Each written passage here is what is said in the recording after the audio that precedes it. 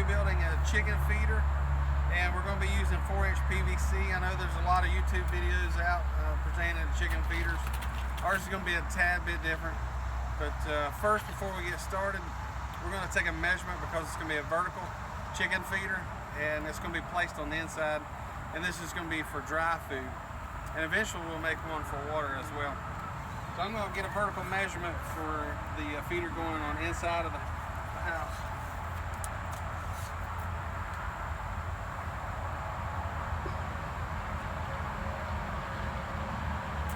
We've got about 51 inches to work with, and then we're ready to go back up and start working on the PVC feeder. We took our measurement, it was 51 inches, and so we don't want to cut our whole pipe 51 inches because you got to take into effect the difference for the length of your T, which is not a true T, it's a laboratory T, and once we cut it, it's going to make like a hood, like a little roof, so it can protect the food from the rain. But it's pretty much easy.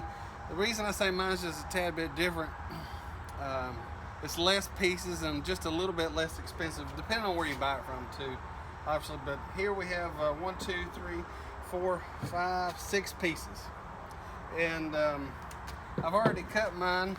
We said the total length was 51 inches for my application, so I went ahead and cut my main 4-inch pipe to 36 inches because my T is 10 inches, and then I've got to add another.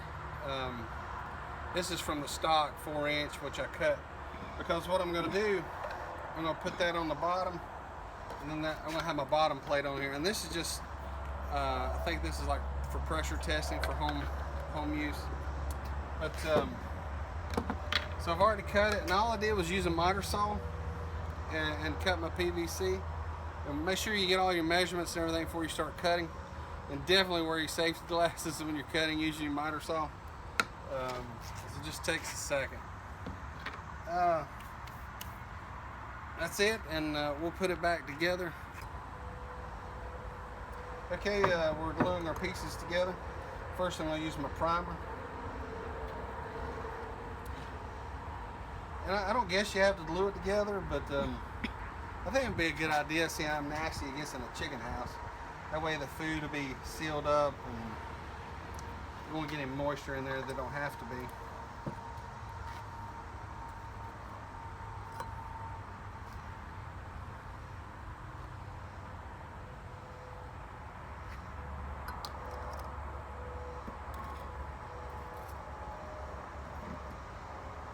And obviously this will be the top part of your feeder, and this will be the bottom. You don't want to have it upside down like that.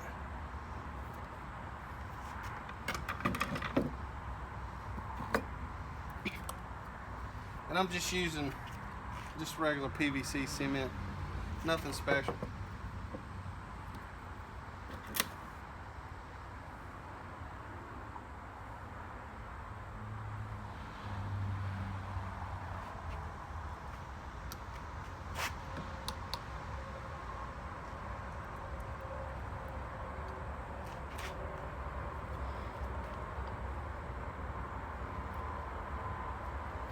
This glue looks like it's getting old.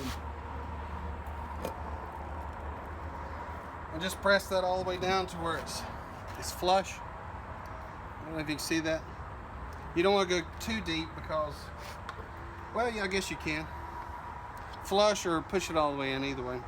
And I just took a measurement. When I cut my piece, I just went to the inside lip, and it was about 1 inch and 7/8. And then that's how I got that piece length.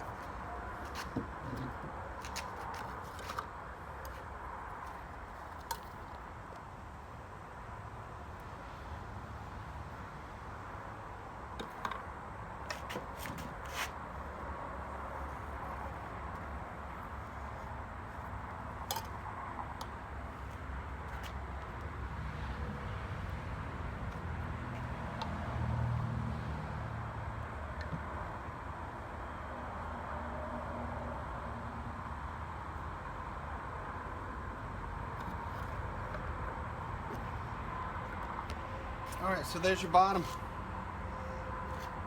pretty easy stuff. It's kind of like putting Legos together.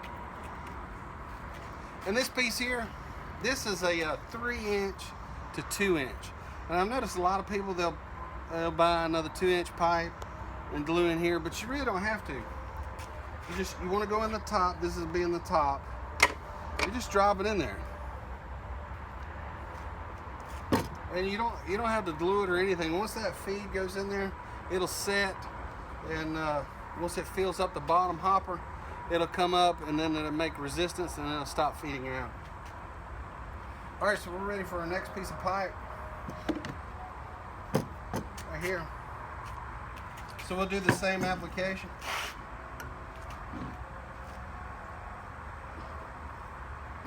And obviously, when that pipe goes in, it's going to set that, push that pipe on down where it needs to be.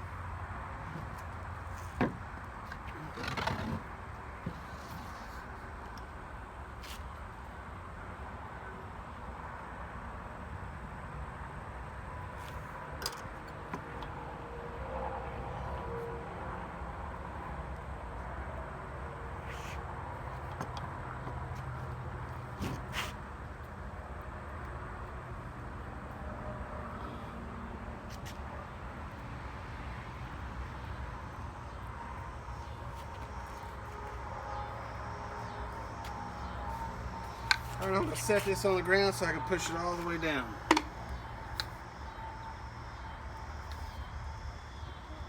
All right, so it's set. Let's see our total length here.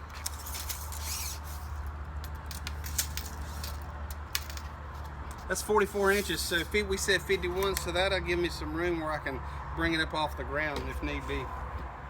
And what's a little bit different is this one doesn't have to add the extra cost of buying the 2-inch pipe, and I just bought a pressure plug, which this was cheaper. It was about $3 cheaper than a 4-inch cap, which is kind of surprising.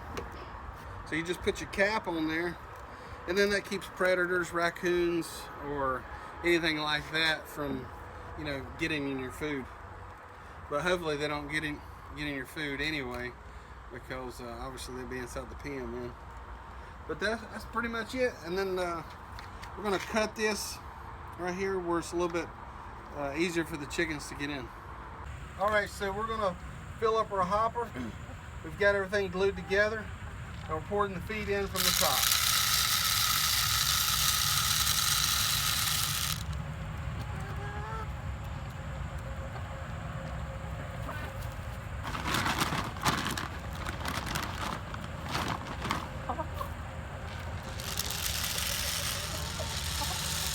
And you see, you're going to get a little bit come out at the beginning, but then, come here, Eva.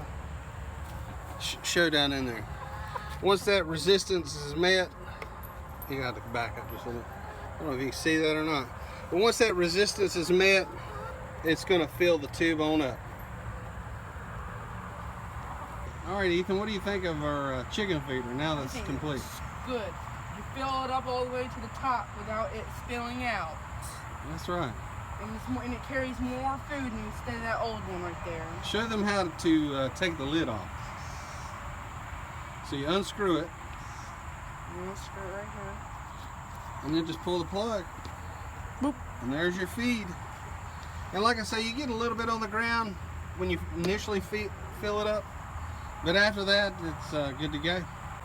And that's how to make your chicken feeder. And with the, I didn't think about this, but I use the pellets. And for those of you that use the scratch feed that's broken up, you might want to go ahead and put that 2-inch piece of pipe on down where it goes down further. Where when you put that scratch feed in, the resistance comes up and you don't get as much on the ground. But it's going to happen like that every time you fill up the feeder. A little bit's going to get out on the ground. And then once it backs up, you'll be able to fill your feeder on up to the top. I appreciate you watching, and for those of you watching, I just want to encourage you. God says not to worry about anything, but pray about everything. And I know a lot of us go through struggles and trials, and it's tough. And it's so important that you have a solid foundation in Christ. And I'm just encouraged by my video by a gentleman that's in Florida. I watch his fishing videos all the time, and his video is Salty Kayak on YouTube, and he always ends with a verse of the day that he picks, and it's so uplifting to watch his videos, and I hope this has been uplifting for you.